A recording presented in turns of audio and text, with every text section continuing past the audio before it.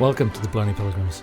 Welcome. This is the intro to the intro. It's the intro to the intro. How meta is that? Oh my god. Why are we doing this? Well, we had a chance yesterday at very short notice to speak to two really great musicians, Mickey O'Donnell and Michelle Doyle. Michelle plays the harp. We haven't had a chance to have a harp player on, so that was really great. She plays a Celtic harp. Mickey plays the fiddle, and as you'll hear, they have a really interesting style of composition and a really interesting style of interplay, and it draws on a lot of the Celtic motifs that we've experienced in a lot of the other playing in other episodes, but they also take it to different places. So it's really fascinating. So that's what you're about to hear. Yeah, and on top of that, the other reason why I've kind of jumped on it and kind of got this episode out so quick is because it's coming down to timing. So the pair are marching from the tip of New Zealand to the bottom and performing along the way. That is to raise awareness for osteoporosis, and B, their album is launching as well. So they have a possible campaign which is running, and their album's going to be coming out. And we said, you know what, we'll get this up and out as quick as we can because this seems like a really great cause. So let's go into the second intro.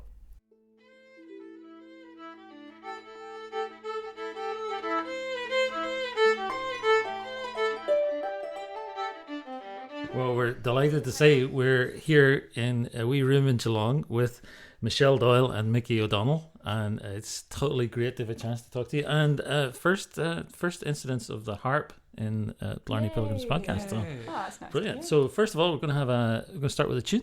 What do you fancy playing?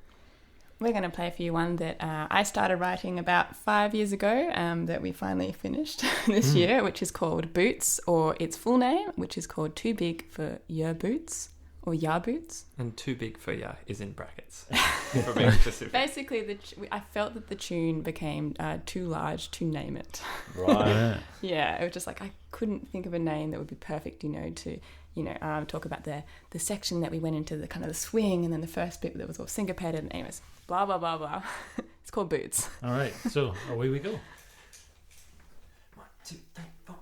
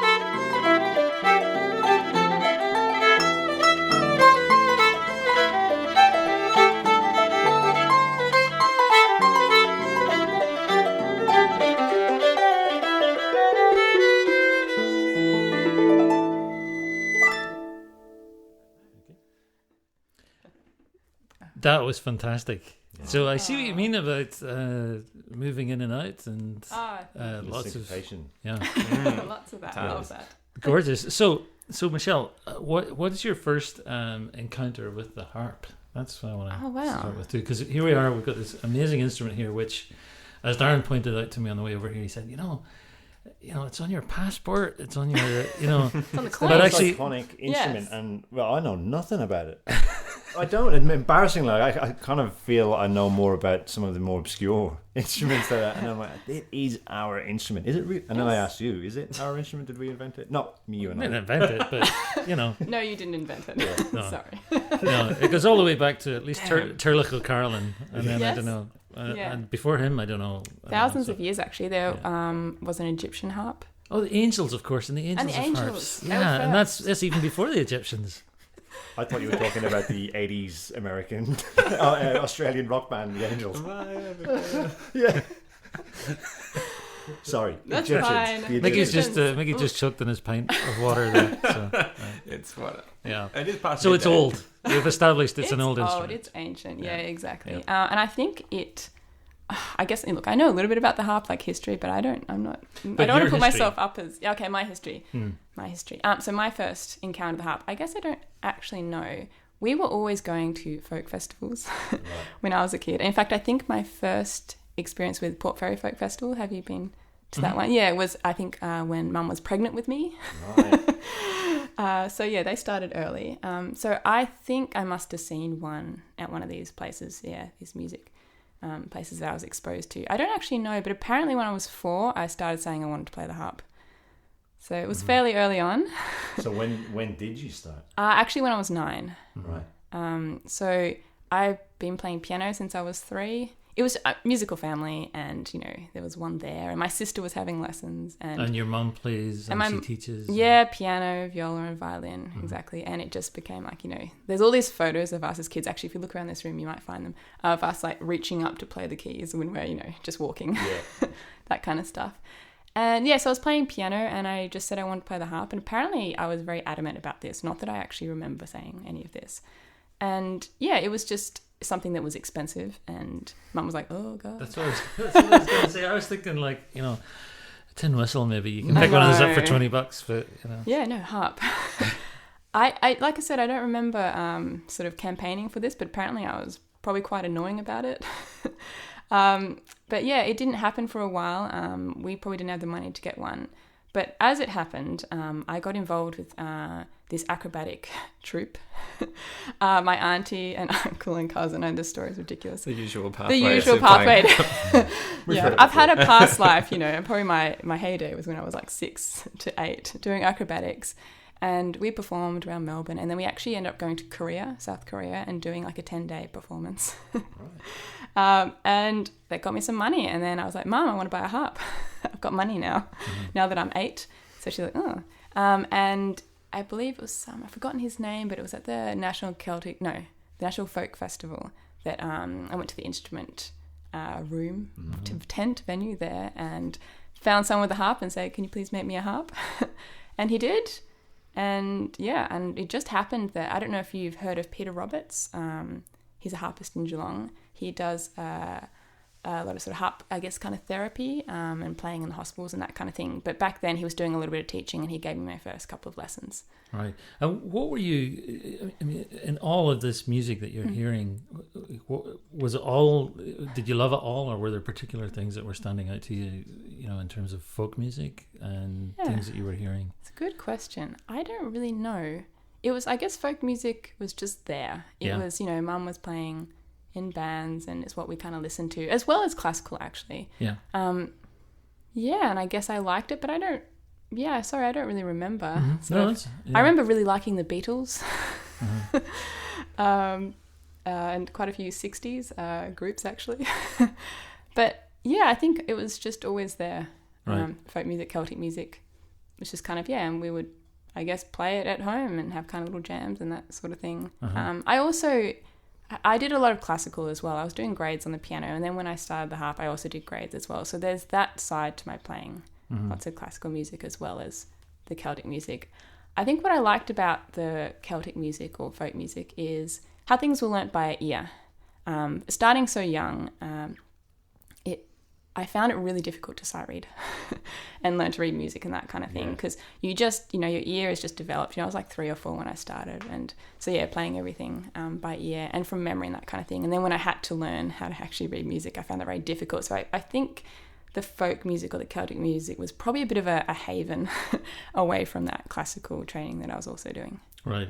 And then in terms of the instrument that you had, so were you able to use that in the beginning of learning how to play classically? Or was your classical work all about piano and keyboard? Okay, I feel like I have to educate you on harps. No, so they're different instruments, like radically different instruments, right? Oh, the yeah. Classical and the... Oh, yeah, classical, yeah. Funnily enough, in the garage, I have my pedal harp in the car, which I brought down here to leave here because we're actually moving out of our apartment. But yes, they're quite different, yeah. You can, of course, to a certain point, you can still play classical music on what I play, which is a lever harp, which is the, I guess, traditional kind of harp of Ireland. The lever harp, or sometimes it's known as like the small harp or the Celtic harp, Scottish harp, Irish harp, folk harp, that kind of thing. Basically, the not pedal harp. You can play like classical music to a degree, but at some point, the issue is that lever harps are not fully chromatic, so we're missing some notes. And also, it's quite difficult to change keys very quickly because you have to move a lever, which means with a hand, which means stopping your left hand in order to do that, which I do, but it's a bit trickier, which is why it's much more suited to folk music or Celtic music, because it's a bit more diatonic. You stay within a key a bit more. Maybe you change keys like between tunes, sort of thing, but otherwise, I guess it's kind of like the guitars where they slide the capo up or something between tunes. We've got to quickly change the levers. So that was, I suppose I played more classical on piano because it's just much more made for it. And we just couldn't afford, of course, a pedal harp. And I was too small to play one, to be honest, because they're, 20,000 and up. Most people start on a lever harp. And then maybe if they want to go that way, they get a pedal harp at some point in their life when they take out a loan. I'm going to ask a silly question. So the pedal on a pedal harp is, what am I I'll give you an image. Yeah. It actually has 7 pedals. Yep. Yeah. Okay. Most people don't even realise you've got 7 pedals at the base of the harp, 4 on your right foot and 3 on your left foot, and it's one for each note. So, A, B, C, D, F, G. Yeah. And each pedal has 3 different positions, and you move them while you're playing and before and after things in order to change the notes. So like if on my D note can be D flat, then I would move the pedal, it can be D natural, and then move it again, it'd be D sharp. Yeah. Okay. So you can, and you just kind of dance around. You have to have quite a good core, because you've got your feet doing this and then your hands moving as well, and they're 6 foot tall and 40 kilos. Right. Yes, this is my wee harp. It's nice and small. This is actually also my 5th harp. I've been through a few different harps. They got bigger and bigger, and then they got smaller. So what are you looking for? Why big and then? I suppose maybe earlier on I started. I guess they get larger. You've got some more notes, and so your repertoires, can be bigger. And then also the sound, I guess, and that kind of thing. And I think I was also I think I probably wanted to play pedal harp as well, and so my harp was kind of getting bigger as I was getting bigger and sort of wanting to go that way. And then I realised that once I did a classical degree, I realised that I actually wanted to play folk music. So after I bought the pedal harp, I was like, actually, this has been good. It's been really good for my technique and all that kind of stuff. That was my university years. But I would really like to actually play folk music where I find it a bit more relaxing and more chilled. And that's why I ended up buying this one. This is actually a Scottish harp. Starfish harp. I bought it because it's so much smaller and much more portable. So, for touring, I can put this on a plane. Yeah. In its flat case, it weighs 21 kilos or something. Is there a major difference between an Irish harp and a Scottish harp? No. So that's just all names for the same kind of thing. They're all lever harps. Yeah. There are a few different types of harps. I think the Welsh harp is like the triple strung harp. Have you heard of that one? Mm-hmm. I know that sounds a bit boggling, hey? It has 3 rows of strings, and I haven't actually played one. Yeah, exactly. Most people have 6 fingers in each hand. I thought that's why. Yeah. Actually, funnily enough, we don't use our pinkies to play. So we actually only use 4 digits on each hand. There you go. Is the pinky like a Just to make things stabilizer, harder. It's like kind of drinking a cup Yeah. of Or I can have a cup of tea. Exactly. Should we have Yeah. tune? Yeah. Do you want Another to? tune. What do you fancy? What do you fancy doing to? Do you want to do a song? Yeah, we can do some. Okay. Okay. Yeah. Do you want to tell What's- them about it? What is the song? No, it's called When I Was a Young Girl. It's a trad Americana tune. Mm-hmm. No. That's what I got in my head anyway. If I was a rich man. It's not that. We could do that. No, but we've arranged it to have a little. It's pretty out there. Okay. So- Great. Let's do Forward it. to it. Okay. Good. When I was a young girl, I used to seek pleasure. When I was a young girl, I used to drink ale and strayed from the alehouse and into the jailhouse. Straight from the jailhouse to my dying bed. So come mama, come papa, and sit you beside me. Come mama, come papa, won't you pity my case? My poor heart is aching, my sad heart is breaking, my body held baited, and I'm bound to die.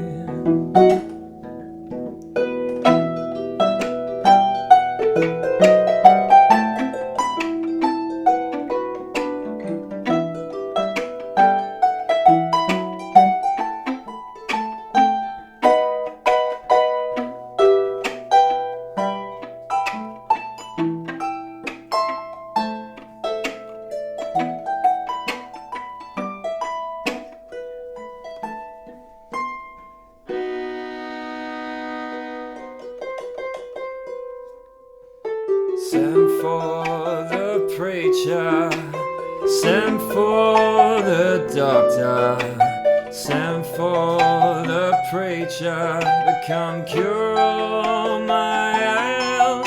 My poor heart is aching, my sad heart is breaking, my body held baited, hell is my doom.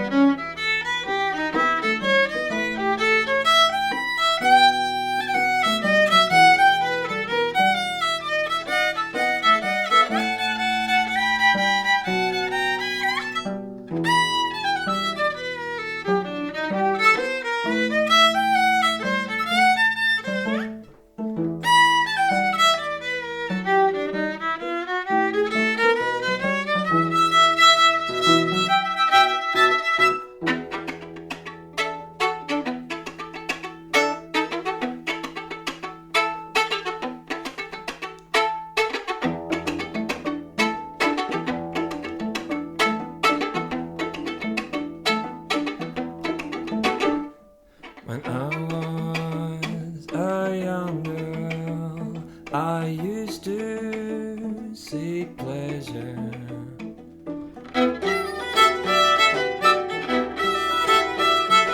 When I was a young girl, I used to drink ale.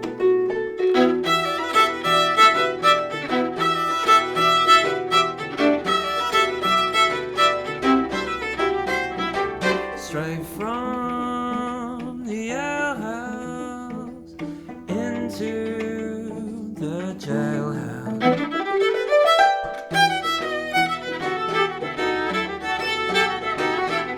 Straight from the alehouse to my dying.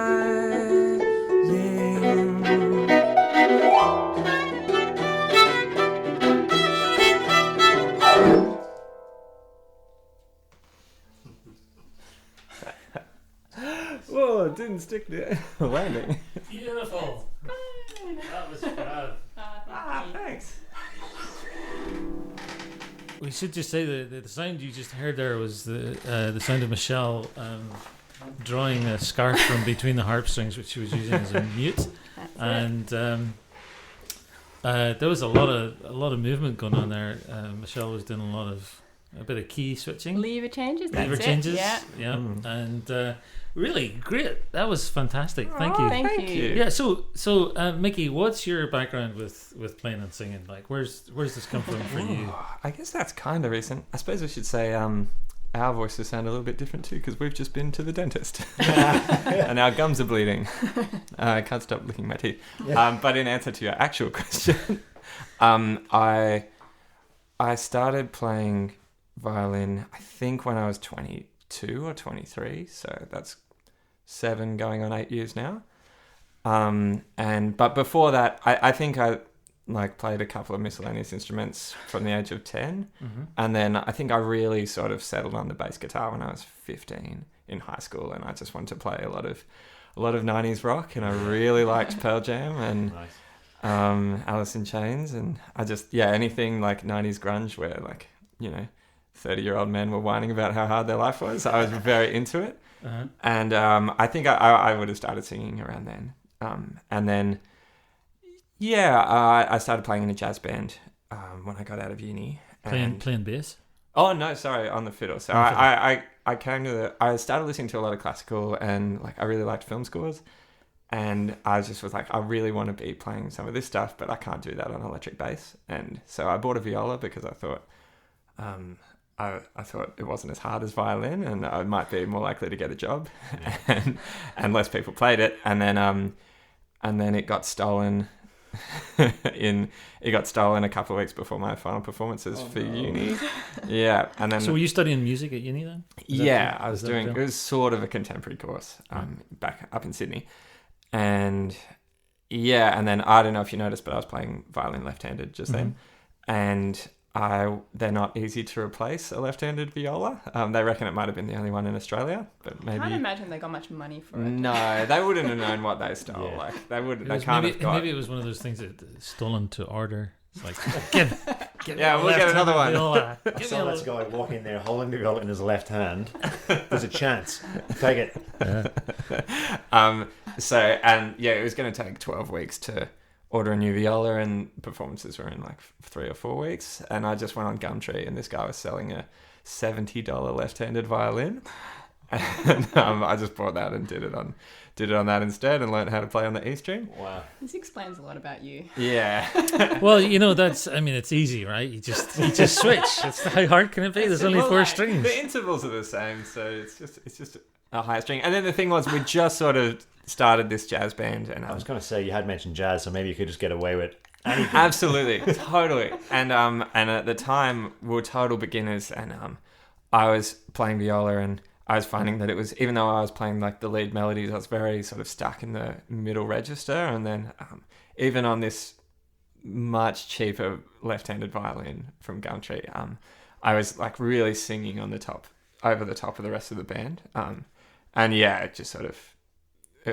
That was the instrument, and I was like, I'll get my viola back one day, and then I just never did. There hasn't been another viola. Yeah, and then I don't know, I've always liked singing, and we would do it with the band, and sometimes I didn't need to, but I'd be sort of, I'd have to sing the lyrics, and then I just sort of, maybe I can just play a couple of notes on the violin while I'm doing it, just to sort of add to the sound, and then I got all right at that, so I'd play a few more, and then I sort of developed. I mean, there is a rich history of fiddle singing, especially in old time music. There's a guy called Bruce Molsky who's the dude. Yeah. Oh, okay, yeah. So I've been sort of getting into that and following it, but it's just this sort of combination of wanting to play in smaller groups and still play your violin. So I do get a sense though, like just to get a picture of your musical background. So were you similar to Michelle in that you were hearing it all over the place, or? Oh, that's a good question. Because you described this so easily. You just say like I was playing the bass, and then I just thought I'll play the viola. It's like it's just. Yeah, I'm a bit annoying. Are you just a bit annoying because you're both actually quite annoying because you're obviously very talented. So. Yeah. Also, we're just annoying people. I had heard that. Your listeners can't tell, but we've been pinching you the whole time, and you've been doing very well not to scream. No, I don't have a particularly rich, like musical family. They don't play anything. Oh no, but they're very rich. Just no, there's not. I mean, Dad plays a little bit of guitar. Yeah, what? And my mum has famously told me to practice a bit less. And Granddad played a bit of piano, and he was by ear. But I was just a bit of a nerd. Like I really liked sheet music. And once. I don't know. Sorry, there's a bit of both. There was a bit of sort of high school rock and roll jamming where it's like, play the 7th fret and then you play the 5th fret on this string and, I think it sounds good, and you have no idea what you're doing. I think that's really important. But I bought a book of classical guitar, sheet music, and sort of figured that out. And I feel like I just figured out classical guitar. I just feel like I'm saying, like, well, I'm a musical prodigy. That's not the case at all. And from then on, it was like very much like I was very into reading the dots. And I sort of we got into the National Folk Festival in 2014, and that was the first time I really heard folk music. In this band? In your swing band. Oh yeah, in my jazz band. And we were totally unprepared, but we were very warmly received, I think at 1 a.m. By a bunch of perhaps drunken audiences. Yeah. And then we were exposed to like folk music, and that was just like the floodgates opened, and then it was learning tunes by ear. And was there much of a transition for you to do that? Yeah, I think I thought I really liked jazz at the time, but what I just really liked was that it swung. And then when I heard people swinging like Balkan music and swinging fiddle tunes and bluegrass tunes, that blew me away. And swing is. Like I remember the first time I ever heard Martin Hayes playing live. Oh yeah, and I just thought, and that was the word that came into my head was swing. There's just, and it's something else. Yeah, it's really fun, and then I sort of discovered Western swing and like the people who were swinging bluegrass tunes and improvising over them, and I thought that was like so creative to be able to sort of incorporate like the sort of like you just can't stop with like bluegrass bowings or like a lot of folk and fiddle bowings. Like you have to, because you're playing dance music, like you've got to keep that, your bowing pattern going. But then to be able to improvise melodies and like these incredible solos at the same time, like I just thought that knocked jazz out of the water. Yeah. But now I found a sweet spot, I think. Mm-hmm. So then before we kind of talk about how you both came together as musicians, I wanted to ask you just about both of you about musicians who are there harpists that you would listen to, Michelle, when you were younger, that you kind of thought that's what I wanted to sound like? And the reason I ask is because this is an possibly obscure reference, but when I was a kid, I used to hear albums by Alan Stivell. Have you ever heard of him? He was like a Breton harpist who did these sort of 1970s albums that were kind of, where there's like maybe 2 tracks on one side of the LP, and there's like whistles and seagulls and the sound of waves and a harp. Yeah. Kind of, and these sort of washes of you've heard it actually. I sent you a couple. You actually really liked it. Yeah. I would.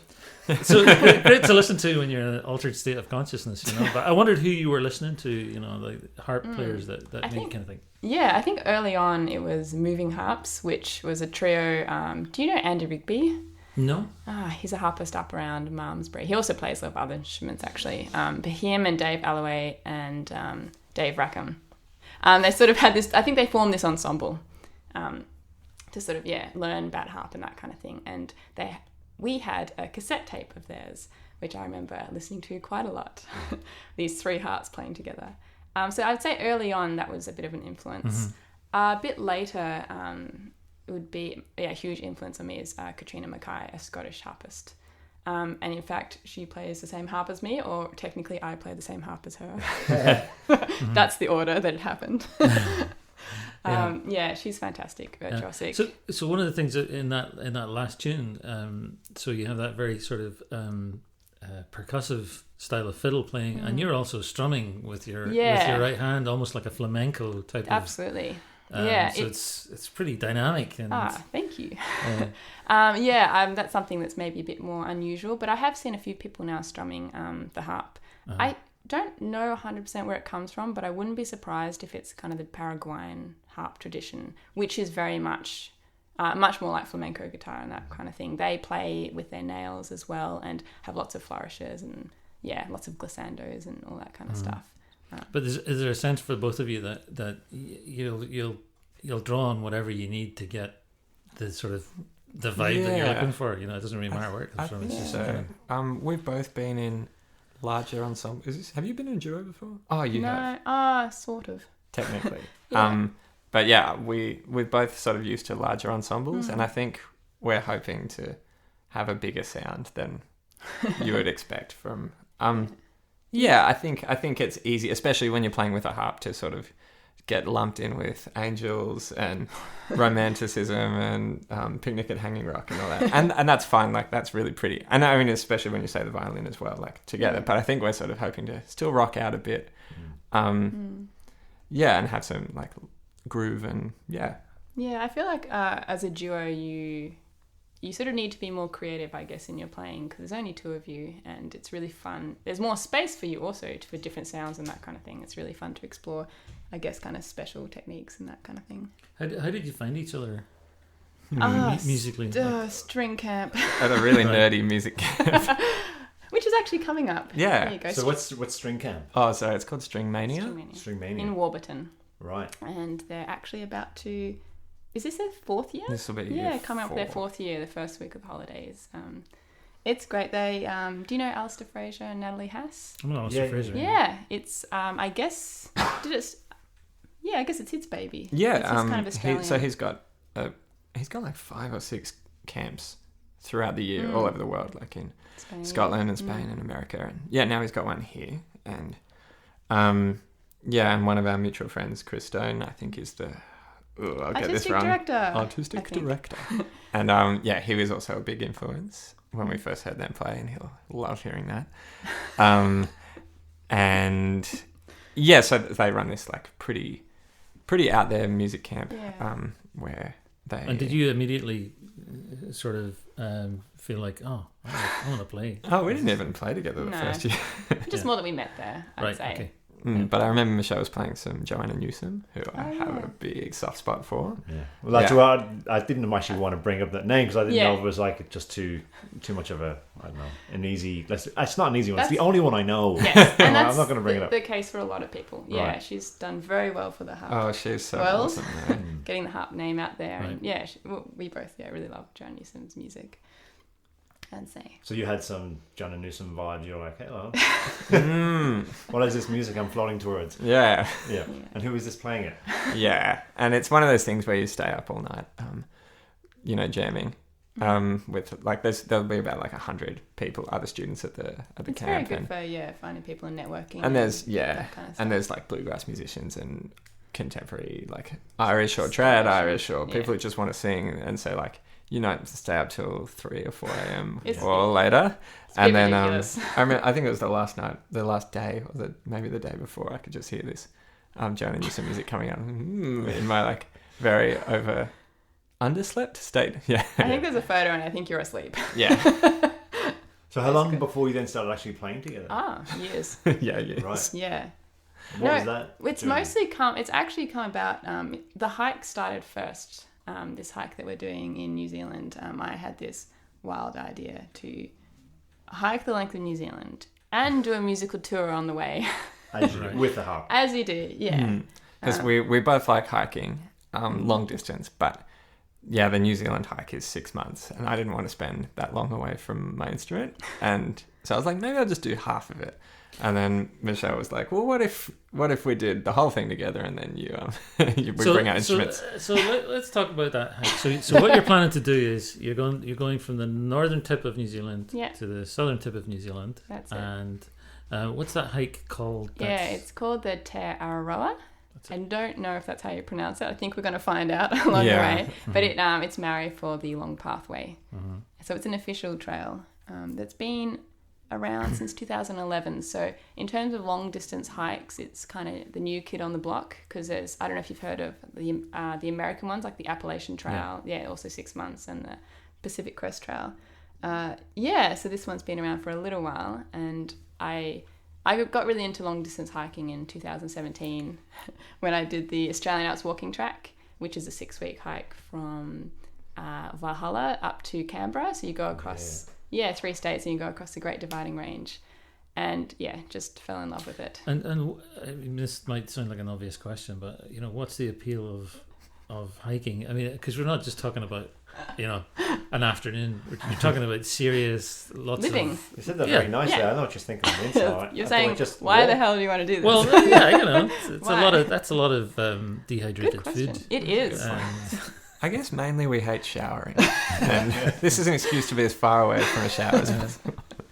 I guess what I'm hoping you're going to say is like it's a metaphor. It's a metaphor for something, and also somehow it links in with playing and the place you go to in your head when you're playing. Yeah, you do. It's a bit of you do end up in a different place, definitely. After 6 weeks of hiking, everything kind of slows down and calms down, and you're not around technology and that sort of stuff. And it's kind of hard actually to come back into civilization and go back to everyday life. And I like how everything while you're hiking feels very real, in terms of there's not actually a lot to do, you just kind of walk, but everything you do has lots of purpose. So you have to find water that day, because if you don't, that wouldn't be so good. You need to stay warm and find shelter and be sensible. And I just think it feels very, I guess, basic is the word, and there's something very nice about that. I find it's really good for just my mental state. I think also it's hard to ignore the appeal of adventure.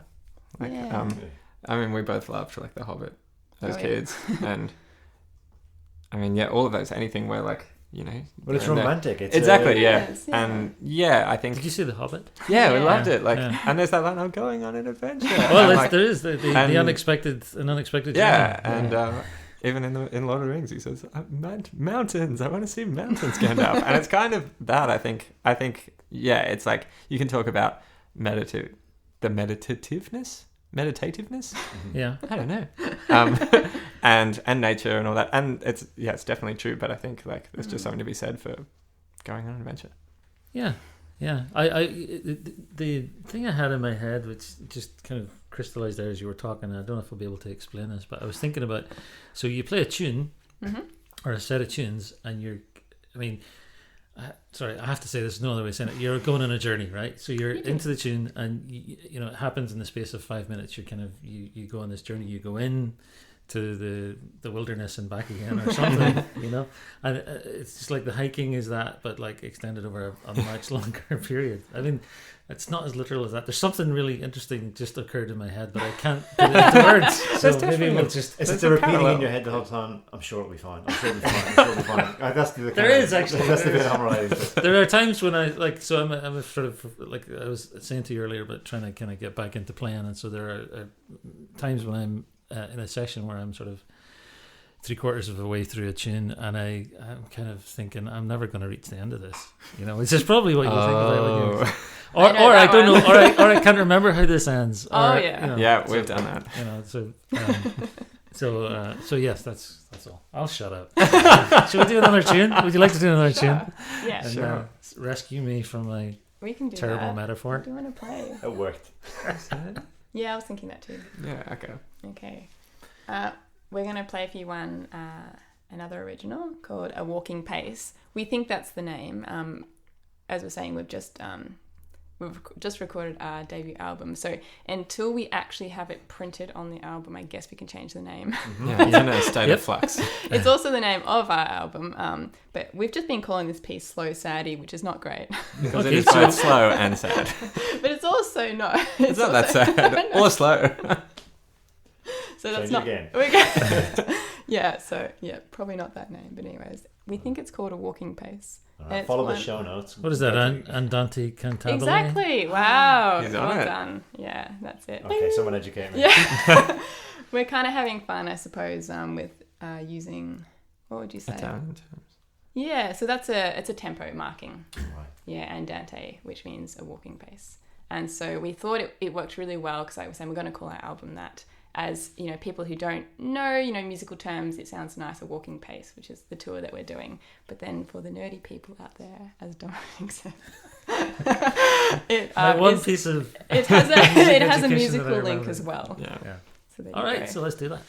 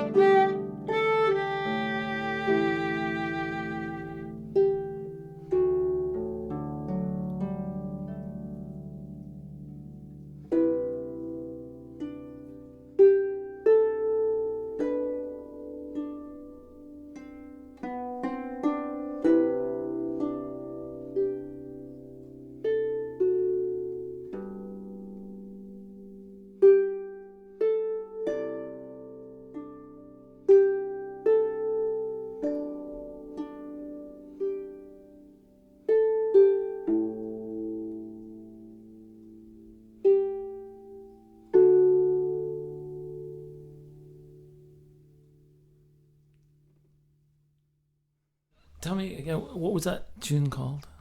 That tune is now officially called A walking pace.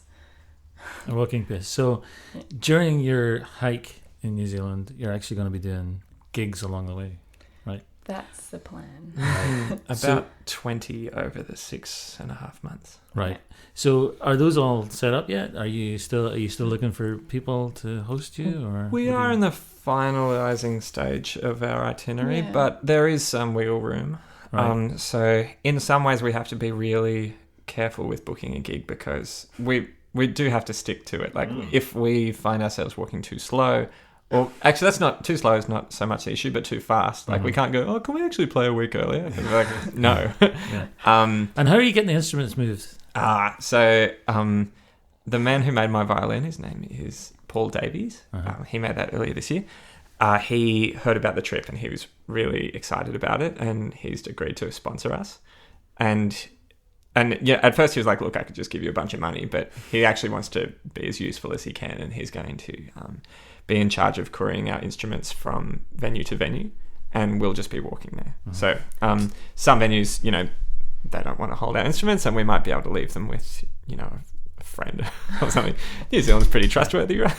And you are fundraising during this trip as well. So do you want to tell us what you're fundraising for? We are fundraising for osteoporosis, which research. Yes, sorry. Because I was diagnosed with osteoporosis when I was 24, which is, I think, is that 5 years ago?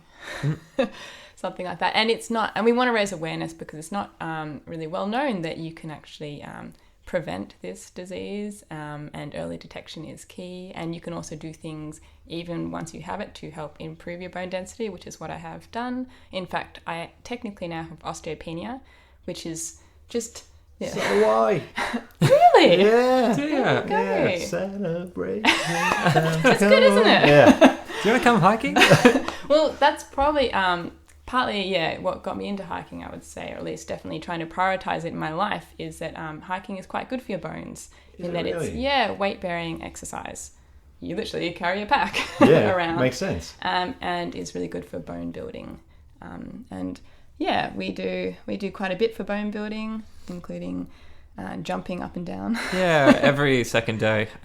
Maybe your listeners can't tell by the sound of my voice, but I broke my foot. They can hear the cast. It's not a cast. What am I doing? Anyway, every second day until I broke my foot, we were going down to the park and doing lots of plyometrics, which is sort of explosive movements using your body as resistance. Yeah. So like burpees are a great example. Right. Anything that has like jumping impact. Lunges, lots of squats. That's so great because my specialist never told me anything about this. Well, mine, it's been a lot of research, I'd say, on my own behalf, and trial and errors as well. Some years I've had some good increases and other years not so much, and I think I've come to learn my body a bit better and what it responds to and what it needs. So the exercise is one part of that, but also diet is really important. You've got to fuel that exercise with good calcium and protein, magnesium, and I killed my bones with too many years of booze. Which I had no idea was a bad thing. It is, and so is smoking as well. Oh yeah, I did that. But these things, I guess they're not. We know they're not that good. Yeah. Is there a sense of when you knew that you had developed this condition, was there a sense that you come to know your body better because you have to really pay attention to what you're doing? Yeah, definitely. Just prioritizing it and putting it first as well, and knowing what it needs, I suppose, and that things can really affect it. I was active when I was a kid, but you're going through those kind of like late teenage years, and you doing VCE and then doing university, and I sit down a lot and I play the harp. It's not particularly good for your bones, lots of sitting and not being very active. So it's been really good to be able to put that first, I would say, and try. And the hike is about trying to bring together, I guess, two kind of parts of me, which is the sort of exercise and the physical thing, and then also the music. That's great. So where should we go to support or learn more? Okay, so our website, I guess, would be the place to start, which is michelle.com. Mickey spelt like the mouse. And Michelle spelt like Michelle, like the Beatles tune. Beatles tune. Yeah. I think that's actually what I'm 2 named L's. after. Yeah, that's a good place. We also have an Instagram and a Facebook page, which you can reach if you probably type in Mickey and Michelle, and there's links from our website. And we'll have all that in the show notes. Oh, as well. awesome. great. Yeah. Yeah, we've got an album which we're crowdfunding with Possible, which needs to be ready by the end of this week. And the Possible campaign finishes this week as well. Right. Great. And again, we'll link to that through the show notes. So that's Thank why you. that explains why we've done the intros at the start. Because you're wondering why we've done a little bit different is because we want to get this out with every bit of opportunity Yay. for support. Thank you. Yeah, and after we finish that, once we start hiking, we will have a button on our website so people can donate to osteoporosis research. And we'll be donating 20% of merch sales along the tour. Also, Merch sales, yeah. Yeah, we spoke with a doctor this year called Dr. Peter Ebling, and he's the head of research at I was so close. He's the head of medicine at Monash University, and I think I'm missing one word in there. He's a bone specialist. Okay. And he knows his stuff. But he was very cool. So, like, traditionally, osteoporosis is seen as an older person's disease, and when you go on the website saying like, help, I've got osteo, what can I do, the pictures you get are someone quite an elderly person. It's like, maybe you should try moving today. And so that hasn't been very helpful for Michelle or for myself if I'm trying to help out. And we spoke to him, and he was really incredible with like, he sort of, we knew we wanted to run some sort of awareness campaign, but we were getting a bit worried about, like, we can't say, hey, you should go on these specific drugs, or you can solve your entire problem just by exercising more. And he was really good at sort of giving us, like, words that we can say. So we can tell people that, smoking is not good for you, or maybe try not to stress so much, and things like that. And we just found that he seems to be like quite a game changer in terms of osteoporosis in Australia. And so we are donating to his research. And what about during the hike itself? Are you tweeting it, Instagramming it? Are you doing any kind of, I suppose, social activity that I/everyone else listening can follow or could follow? Yeah, I would say that we have a blog on our webpage, right? But probably because while we're hiking, we won't have that much reception. I'd say that Instagram and Facebook would be where we'd be doing the quick kind of posts saying where we're at and what we're up to and that kind of thing. And then probably, every month or so, we'll get a blog post out on our webpage, which we'll also promote through the socials. Brilliant. I'll double tap on that. All right. So should we try? Do you have one more tune for us? Do you think you could squeeze one in? What do you want to do? Thank you so much for taking the time to do this. We arranged this interview 3 hours in advance of sitting down with you, so that's the way to go. That's how we roll. Dentist appointment and an interview. Yeah. So brilliant. Yeah. Thank you so much. This has been lovely. Thank and you. The music's been fantastic. So Treat. Yeah.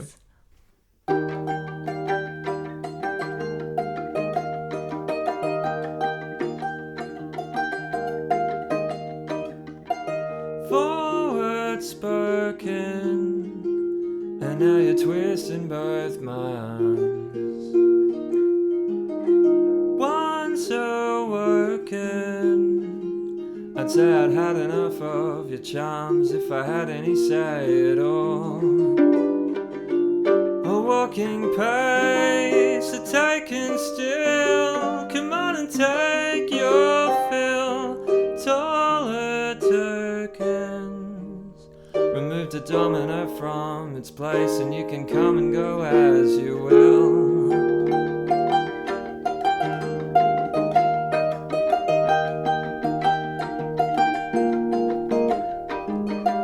More momentum, another whisper in my ear.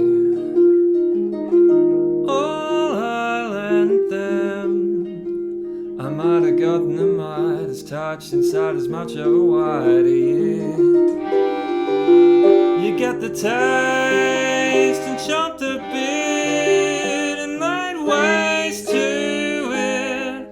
Forward spoken, you better pick up your pace and haste another click of the case or quit.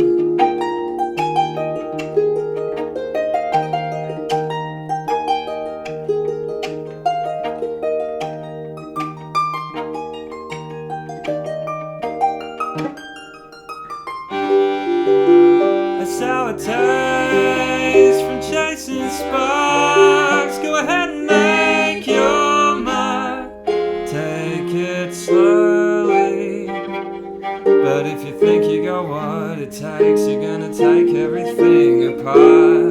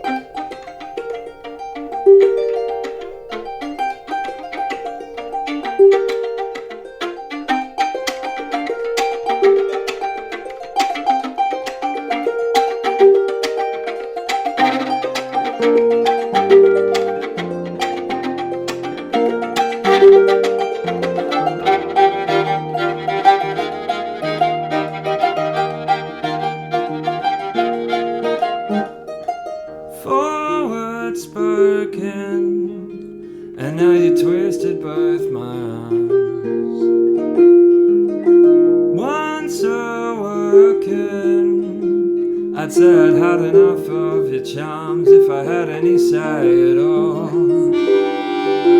A walking pace, a taking still. Come on and take your fill. Forward spoken. Remove the domino from its place, and you can come and go as you will.